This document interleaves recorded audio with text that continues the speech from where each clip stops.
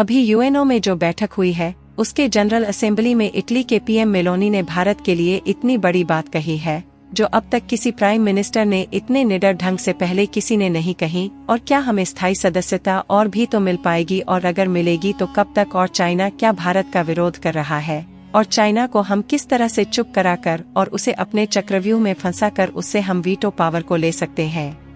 जब द्वितीय विश्व युद्ध हुआ तब लगभग पूरी दुनिया आपस में लड़ने लग गई थी। पूरी दुनिया में शांति स्थापित करने के लिए एक संगठन बनाया गया जिसे हम यूएनओ के नाम से जानते हैं, जो पूरे वर्ल्ड को कंट्रोल कर सके। इस बार मेलोनी और मोदी जी के भाषण में बहुत सारी चीजें थी, लेकिन जो मुख्य बातें थी वह खुद यूएनओ की क्रेडिबिलिटी पर सवाल उठा रही है।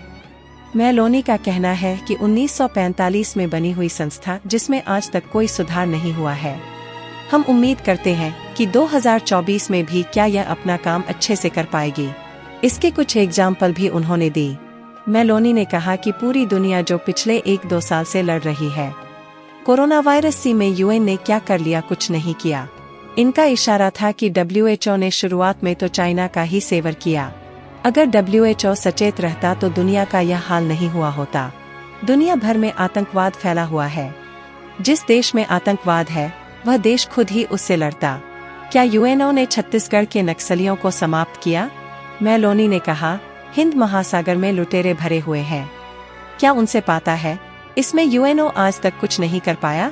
इसलिए यूएनओ में आज के हालातों को देखते हुए सुधार की जरूरत है। आगे मेलोनी का कहना था कि आपसी युद्ध में या फिर आतंकवादी हमले से जो मासूम लोग बेघर होते हैं, जो अपने सपनों के घर को छोड़कर रिफ्यूजी टेंट में रहते हैं, इन्हें बचाने के लिए युवाओं ने क्या किया? आज तक तो कोई खास कदम नहीं उठाया। क्या मैं धोनी ने कहा, भारत ने विश्व शांति के लिए बहुत कुछ किया है। तुर्की हमेशा से भारत के दुश्मन देश पाकिस्तान की हाँ में हाँ मिला था आया है। ऐसे में दुनिया में कोई भी देश ऐसा नहीं होगा जो ऐसे देश की मदद के लिए आगे आए जो उसका विरोधी हो। लेकिन भारत बिल्कुल भी ऐसा नहीं है। जब तुर्की पर मुसीबत आई तो भारत ने बिना देरी किए मदद का हाथ आगे बढ़ा दिया था। तुर्की को जब मदद की जरूरत थी तब यूएनओ सिर्फ अपने ऑफिस में बैठकर देखता रहा। यहाँ तक कि तुर्की जिस पाकिस्तान के साथ हमेशा खड़ा रहा, जब तुर्की को पाकिस्तान की जरूरत थी तब पाकिस्तान ने भी अपने हाथ पीछे खींच लिए थे। आपको बता दें, तुर्की में 7.8 तीव्रता के तेज भूकंप के कारण जानमाल का काफी नुकसान हुआ था। तुर्की में आया भूकंप इतना तेज था कि कई बड़ी बड़ी इमारतें ताश के पत्तों की तरह ढह गई। उस समय भारत के द्वारा तुर्की में रेस्क्यू ऑपरेशन चलाया गया था कि मलबे में फंसे हुए लोगों को बचाया जा सके। यहाँ तक कि प्रधानमंत्री नरेंद्र मोदी ने कहा कि भारत इस दुख की घड़ी में तुर्की के लोगों के साथ खड़ा है और उसे इस आपदा की घड़ी में हर संभव मदद करने के लिए तैयार है। आपकी जानकारी के लिए बता दो, भारत ने उस समय तुर्की के लिए 2 एनडीआरएफ की टीम ने भेजी थी, जिसमें सेना के 100 जवान, डॉक्टर्स, दवाइयाँ और 2 जरूरी चीजें शामिल थी। भले ही तुर्की अंतर्राष्ट्रीय मंचों पर भारत के खिलाफ पाकिस्तान का साथ देता रहा हो, लेकिन भारत ने उसे मदद की पेशकश करके अपनी नीति दिखाई है कि भारत मुश्किल समय में मदद के लिए हमेशा तैयार रहता है, चाहे वह देश भारत का समर्थक हो या फिर विरोधी। इटली के पीएम मेलोनी ने कहा, भारत अर्थव्यवस्था, विज्ञान और टेक्नोलॉजी के मामले में तेजी से आगे बढ़ रहा है और भविष्य में एक सुपर पावर भी बन सकता है। उन्होंने कहा है कि युवाओं को बेहतर प्रतिनिधियों की जरूरत है और भारत किसके लिए बेहतरीन है।